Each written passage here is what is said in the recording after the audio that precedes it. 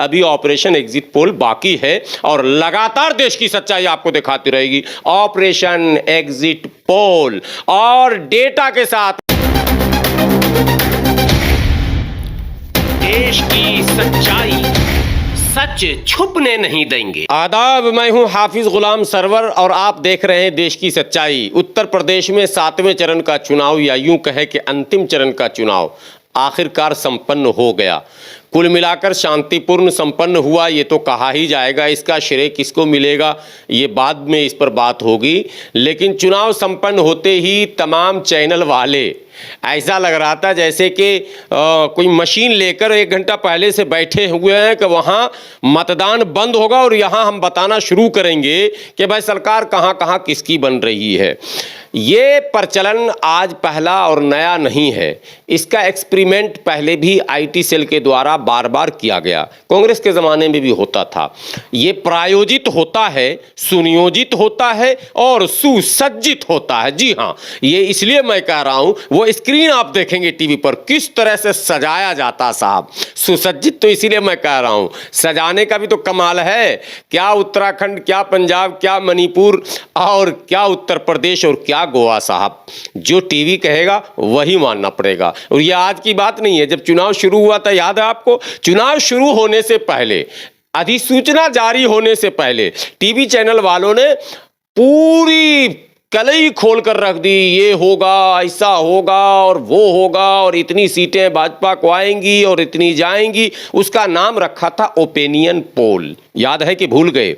Opinion poll में पहले आम जनों को दिग्भ्रमित करने के लिए मानसिक एक समझिए जो साइकोलॉजिकल वार है, इसको कहें साइकोलॉजिकल वार, मनोवैज्ञानिक प्रहार, यानी आम जनों को पता क्यों वोट बर्बाद कर रहे हो।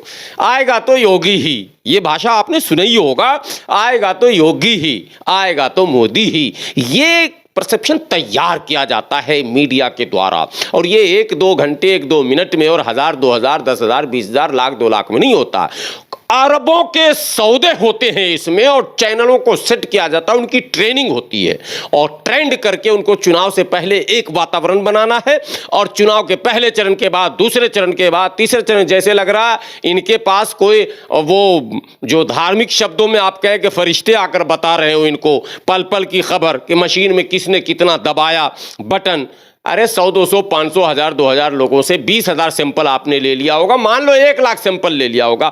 22 करोड़ वाले राज्य उत्तर प्रदेश में जहां मतदाता माने एक बहुत बड़ी संख्या में रहता हो, कई करोड़ मतदान होने हैं, वहां अगर आपने 1-आध लाख सैंपल ले लिया, 2-4 लाख भी ले लिया, तो उससे परिणाम कैसे प्रभावित होगा जरा हमको ये बताइए।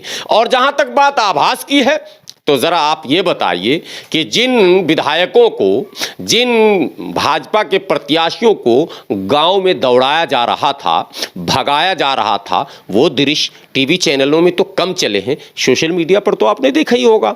एक आंकड़े के मुताबिक 14 से 15 मंत्री और विधायकों को गांव से बुरी तरह दौड़ाया गया, लाठी और डंडे के साथ, पत्थर के साथ, और कई मंत्री और विधायकों के गाड़ी के शीशे भी तोड़ दिए गए।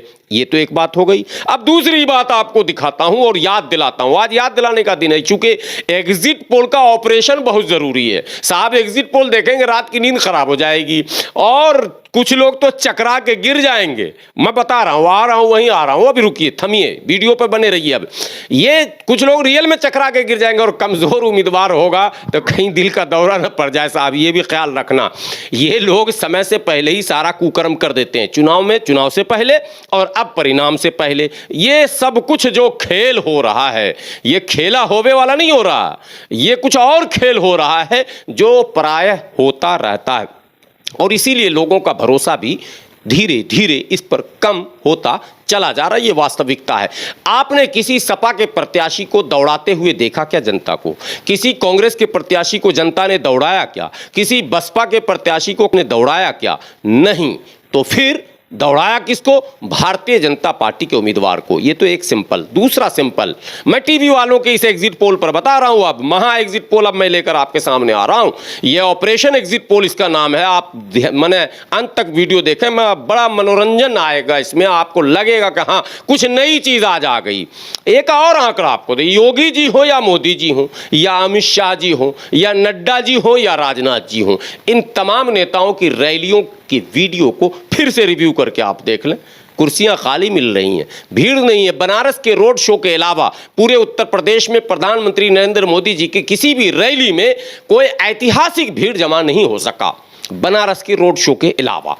और मुख्यमंत्री, लोकप्रिय मुख्यमंत्री, बुलडोजर वाले मुख्यमंत्री योगी आदित्यनाथ जी के रैली में भी कहीं भी ऐतिहासिक भीड़ नहीं आया जिसे मीडिया बढ़ा चढ़ाकर पेश भी कर सकता। और उनके दूसरे तीसरे नेता, एक को तो मैं स्वयं कवर किया जब राजनाथ सिंह लखनऊ के एक विधानसभा में चुनाव प्रचार में गए थे।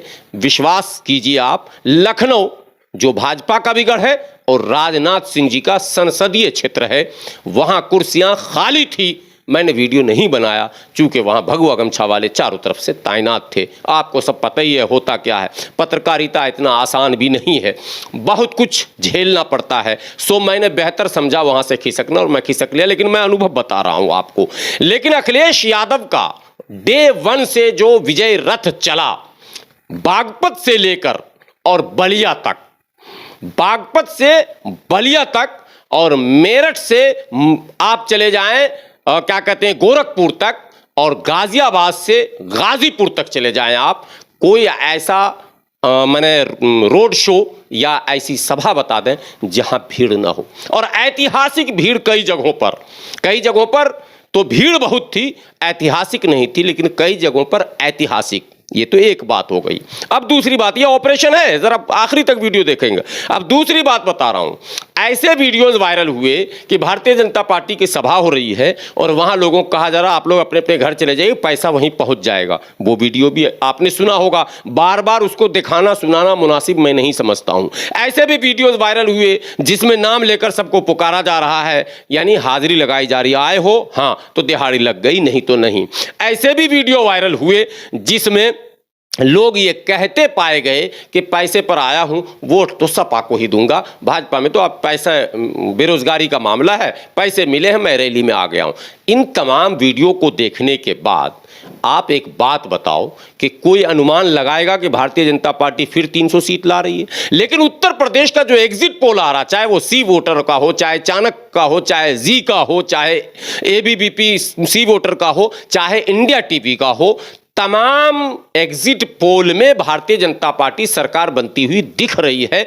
और कुछ एग्जिट पोल तो वापस 300 तक पहुंचा रहा है, जबकि यह किसी कीमत पर नहीं होने वाला है।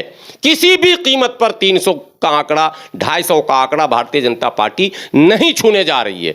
अगर मत प्रतिशत की बात करें तो 43 से 45% वोट प्रतिशत बताया जा रहा है जो भारतीय जनता पार्टी के खाते में गए, ये एग्जिट पोल में बताया जा रहा है, जबकि ऐसा कतई नहीं है। किसान नाराज, जवान नाराज, जातिवाद का मामला बिल्कुल सर चढ़ कर बोल रहा हो और एक वर्ग विशेष के लोग पूरी तरह से खिलाफ में हो, जिसकी आबादी लगभग 22 से 24%, 26% है। तो ये तो समझ से परे है एग्जिट पोल के 26% तकरीबन मुसलमानों की आबादी है।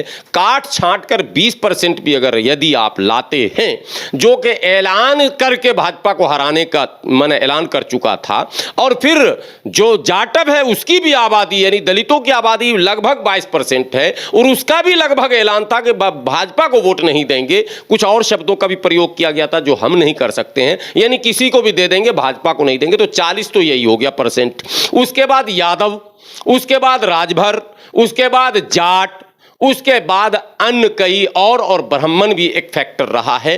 पूरी तरह से ब्राह्मण के बड़े बड़े नेता खुलकर भारतीय जनता पार्टी के खिलाफ बयान देते रहे हैं और समाज से उसका विरोध करने की अपील करते रहे हैं। खुशी दुबे का मुद्दा छाया रहा है। और आखिरी बात बता दूं, रीता बहुगुणा जोशी के बेटे मयंक जोशी ने आला-ले ऐलान समाजवादी पार्टी ज्वाइन भी कर लिया। ये सब कुछ दर्शाता है कि भाजपा में सब कुछ ठीक ठाक नहीं है। उसके बावजूद भी